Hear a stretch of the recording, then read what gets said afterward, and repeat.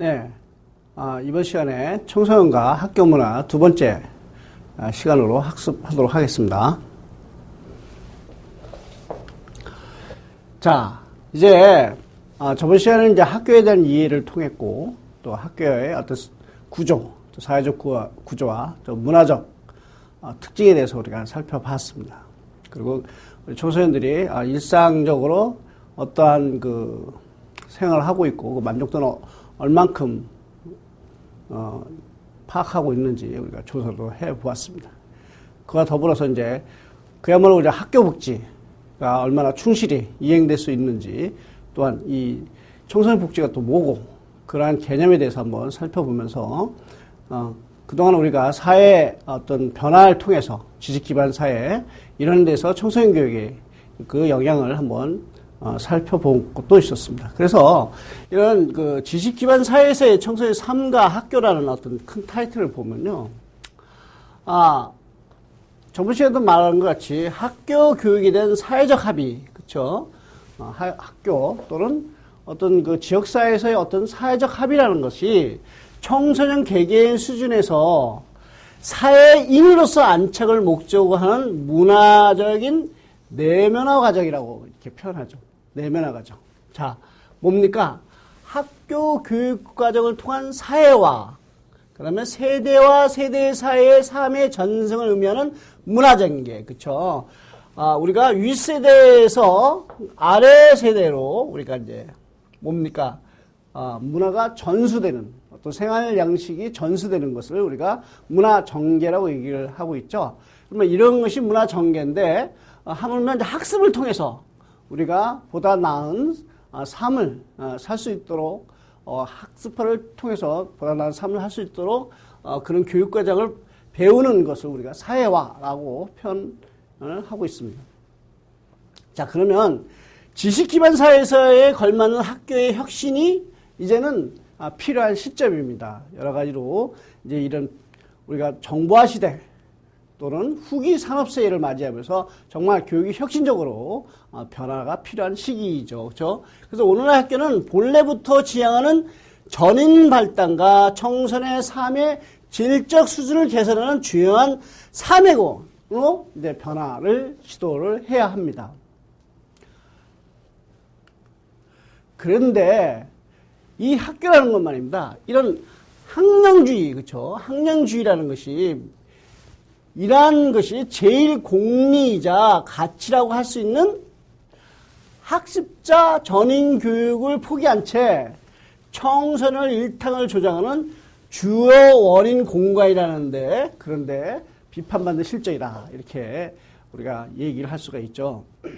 저번 시간에 제가 이런 걸 강조한 것 같습니다.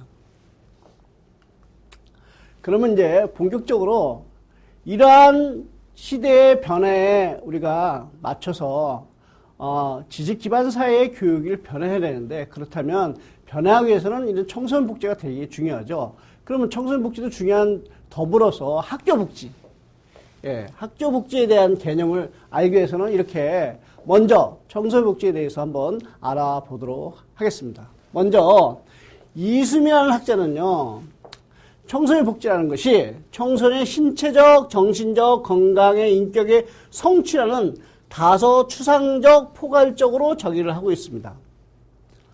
자, 그리고 두 번째로는 학교 교육에 대한 일부 지원이 포함되지만 대체로 청소년의 복지 요구를 충족시키기 위한 주체는 바로 지역사회 기관과 시설이 중심이 됨으로써 여전히 복지 사유에서는 제한이 되는 그런 한계가 있습니다.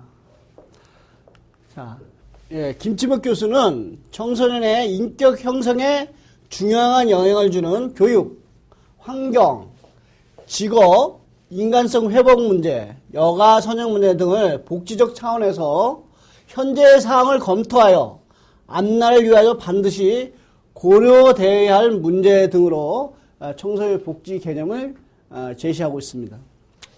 그래서 이 학자는 아동 복지에 관한 개념을 구분하지 않고 결정적으로 복지 대상이 중복되고 차별적인 측면들을 규명하지 못하는 한계를 가졌지만 청소년 복지의 주체를 인격 형성에 영향을 주는 제 요인으로 파악했다는 것이 파악하고 또 구체화시켰다는 것이 어떤 한 단계 더 전진하는 그런 입장에서 설명하고 있습니다. 그 다음에 이제 김성희 교수께서 이제 청소년 복지의 개념을 이렇게 말씀하고 계십니다. 청소년 복지에 대한 시각 전환이 필요하다.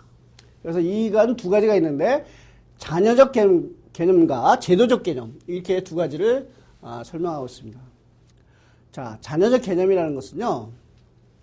사회적 기능을 수행하지 못하는 일부 계층에게 프로그램과 서비스를 시혜적으로 제공하는 것으로 그 대상과 방법에 있어서 제한적이지만 지금까지 사회복지 현장에서 주로 사용되어 온 개념이다. 소위 뭡니까? 사회적으로 좀 소외되는 그런 어떤 개인들에게 뭡니까? 시혜적 혜택을 주는 것이다.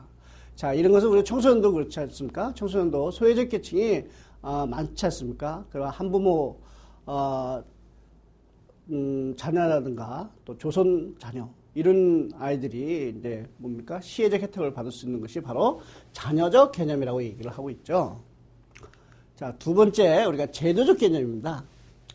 자, 일부 청소년이 아닌 청소년을 대상으로 전체 청소년을 대상으로 청소년을 포함하는 적극적 예방적 개념에서 제도적 개념을 사용하고 있습니다.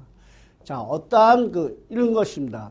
CYSNet이라고 아시는지.